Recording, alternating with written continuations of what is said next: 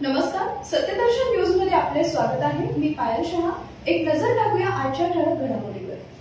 लवकरच महापालिका निवडणुकीचे वेध। राज्यात विधानसभा निवडणुका झाल्यानंतर यात महायुतीला मोठं यश मिळालं। आता गेल्या अनेक काळांपासून रखडलेल्या महापालिकांच्या निवडणुका जाहीर होणार आहेत। बहुतांश ठिकाणी स्थानिक स्वराज्य संस्थांच्या निवडणुका झाल्या नाहीत। आता या निवडणुका होण्याची चिन्ह आहेत। महायुतीने महाविकास आघाडीला भुईसपाट करत दिमागदार विजय प्राप्त केलाय। राज्यातील जनतेने महायुतीच्या पारड्यात भरघोस यश दिलंय।